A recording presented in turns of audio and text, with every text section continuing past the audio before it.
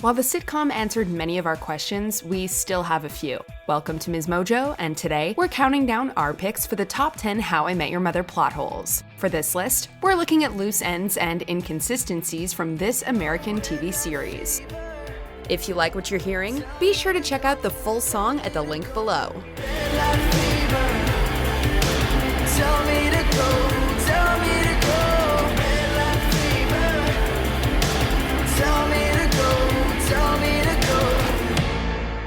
Number 10. Future Ted's voice. Fans of How I Met Your Mother know that throughout the series, actor Bob Saget serves as narrator of Ted's story and the voice of future Ted. 25 years ago, before I was dad, I had this whole other life. In fact, his voice can be heard in almost every episode of the show. But when we finally get to the end, Josh Radnor, who plays Ted throughout the series, is seen with graying hair and speaks with his own voice. And that, kids, is How I Met Your Mother. This creates a confusing continuity and makes us wonder why they didn't just have Radnor narrate the entire time rather than having someone else do it. I can't believe this. I kept this story short and to the point, and you guys still missed it. Number 9. When Ted's wedding took place. How I Met Your Mother plays with complex interweaving timelines throughout the show's run, giving us flashbacks and flash forwards that make it hard to keep track of when things took place. But there are some times when it seems like the creators just plain got it wrong. In the season 7 episode Trilogy Time, we see the guys getting together in 2015 to watch Star Wars, and Ted, who's wearing a wedding ring, brings his baby daughter. She takes after her mother. All right, let's watch this thing. In this same episode, it seems as though Marshall doesn't have kids yet, when we know he would have at this point in time. In the show's finale, though, we learn that Ted and Tracy only got married after Penny was born, as the pregnancy was what stalled the wedding in the first place.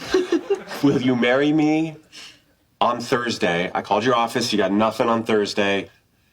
Will you marry me on Thursday? Yes. In fact, they don't get married until after their second child, Luke, is born either. So the 2015 flash forward inaccurately portrays both Ted's marital status and Marshall and Lily's parental relationship. I carried that lesson with me through every stupid fight we ever had. Number 8. Lily and Marshall's toothbrush. In a memorable scene from the season 5 episode Perfect Week, Lily and Marshall blow it while hanging out with another couple when they reveal that they actually share a toothbrush. Crazy, last week the same thing happened to our toothbrush. Our toothbrush? To make matters worse, this leads Ted and Robin to the realization that when Ted lived there, they were both using it too. When we were dating, you borrowed that toothbrush all the time. Oh my God. Lily and Marshall are unabashed about the fact that they've been doing this for years, and yet in a season 1 episode, we see them brushing their teeth together using separate toothbrushes. You know, like normal people. I'm so glad we decided to just stay home. Oh, I know. Can you imagine if we'd gone? We'd be just getting there now, all tired and cranky. Number 7. Lily and her dad. In the show's 5th season, we learn that Lily has a difficult relationship with her father, and that the two have long been estranged because of his poor parenting and selfish decisions over the years. Daddy, Yeah? you missed my ballet recital. Yes, sweetie, but look, I just put the finishing touches on my new hit board game, Tijuana Slumlord. It's even mentioned that he wasn't invited to Lily and Marshall's wedding. But back in season 2, when the wedding actually took place, Lily made an offhand remark about how her dad wouldn't pay for her wedding. I'll tell you right now, my dad is not going to pay for that wedding. It's also mentioned that the harp player was there because her dad owed someone a favor. So now, instead of an acoustic guitar, we're having a harp player. Yeah, my dad owes a guy, and that guy's daughter plays the harp. Considering their reported estrangement, why would he have wanted to pay for the wedding at all? And even if he did, how would he have been able, since he's a failed board game designer? Number 6. Marshall's fighting experience. You want a mess, pal? Near the beginning of the first season, Lily tries to see if she can get picked up at a bar despite the fact that she's engaged. Marshall, he's gay. Oh, thank God, I've never been in a fight before. You don't say. When Marshall arrives and sees her talking to a guy, he gets jealous and threatens to fight him. But demurs when he finds out the man is actually gay. He confesses that he's never actually been in a fight. But a few seasons later, we get some backstory on Marshall. Not only do we find out that he's actually quite the experienced fighter because he and his brothers would violently brawl on a regular basis, but he also demonstrates that he can throw a punch. What happened? This happened. Number 5. Barney's ability to drive. Wait! You know how to drive, right? What? Of course I know how to drive. In a memorable flashback from the season 2 episode Arrivederci Fiero, we learned that in 2005, Barney didn't know how to drive, and Ted tried to teach him, prompting Barney to say he'd never drive again. Fate gave me a second chance and helped me realize that our days on this planet are too few to squander. So I decided, from that moment on, to continue living life to its fullest. Yet in 2006, it seems that he drove Ted's mom to the airport. And that's how you got the brooch. Unbelievable. Did he get over his fear of driving that quickly and manage to learn? Not only that, but in season 1, a woman mentions that she slept with Barney in his car. Come on, I know it didn't work out between us, but we did have a relationship. We had sex twice in your car and then you dumped me. How is that a relationship? Honestly though, we wouldn't put it past Barney to own a fancy car to seduce women but never actually drive it. Number 4, Robin's fear of guns. In season 1, the gang gets in a limo for New Year's Eve and end up having a wild night, picking up a man they initially think is the musician Moby. They soon realize he isn't though when he whips out a gun and starts raving like a crazy person. You're not Moby, are you? Who? Moby? The recording artist, Moby? No. Robin seems terrified of the gun, but not long after, in the premiere of season 2, we find out that she's actually a gun nut. Whenever I'm feeling lonely or depressed, I come here and it reminds me that guns are fun. She's actually been hiding her love of guns from Ted. So maybe it was just really good acting on her part when she acted scared of not Moby, or maybe even the biggest NRA supporter still doesn't want a gun pulled on them. Here, sweetie, I have something that will help you sleep. Here, please. Just stick this under your pillow. You'll sleep like a frickin' baby. Number 3, Tracy leaving the wedding early. The 2-part finale of the show takes place in a series of flashbacks and flash forwards, though much of the action is in the present day at Robin and Barney's wedding. Grape Scotch! Ted leaves the reception early and finds himself on the platform at the Farhampton train station, where he finally speaks to Tracy, also known as the mother. Excuse me. Hi. Hi! I'm The best man. Yeah, get in here, get in here, get in here. thanks. Here. While Ted leaving the wedding early is a pretty crappy friend move, it really doesn't make sense that Tracy, who was playing bass in the wedding band, would be able to leave before the end of the night. This girl with the bass guitar, is that her?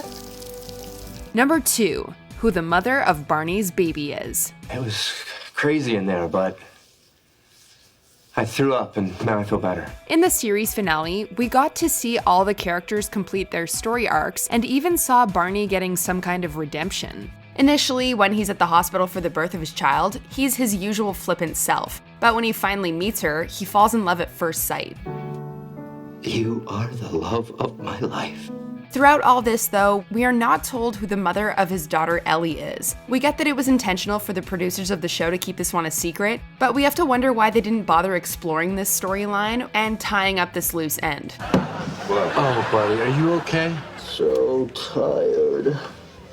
Baby, no sleepy. Before we unveil our most frustrating inconsistency, here are a few honorable mentions. Oh, your friends don't seem too happy. Yeah, see, the one in the middle just got dumped by her boyfriend, so tonight, every guy is the enemy. But my maid of honor forgot to click send on an evite. I didn't forget to invite the girls to your bachelorette party. You have no girls. What? It's just all I've ever done is teach kindergarten. I want to get out there and change the world. I want to find my passion. We have to get Lily out of that apartment. Her roommate is a raccoon. I'd offer her my place, but I've got dogs and she's allergic. Dogs? I live with her ex-boyfriend. I think she's a little more allergic to that. If you're here for the Shaggerats, you just missed the 4th encore.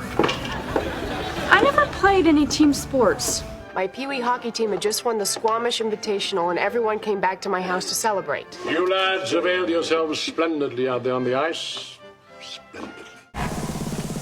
Now to this day, I don't know what happened in there. But when Marshall came out a few minutes later...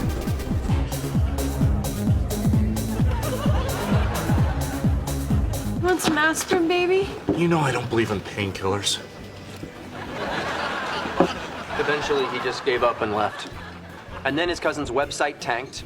And then he became a janitor at an old folks' home and moved into a one-room apartment above a bowling alley. That's it? That's the end of the story? No, of course not. He died. Gary Bowman. How are you? Duh, like I need to ask, you're getting married. Well, don't let me keep you. You have things to do. I will see you walking down the aisle.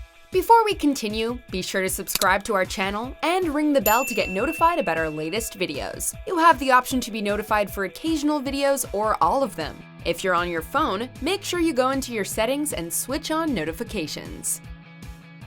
Number 1. The pineapple incident. There's a rock star.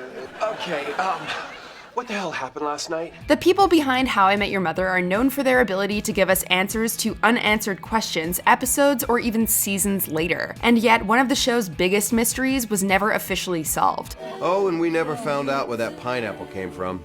But it was delicious. One of the most beloved episodes is Season 1's The Pineapple Incident, where Ted had a crazy drunken night and woke up with a pineapple beside his bed. Fans waited forever to have this one wrapped up, but by the series finale, it never was. Apparently, the answer was supposed to be included in the show, but now is only available as a deleted scene. And honestly, it's not all that satisfying.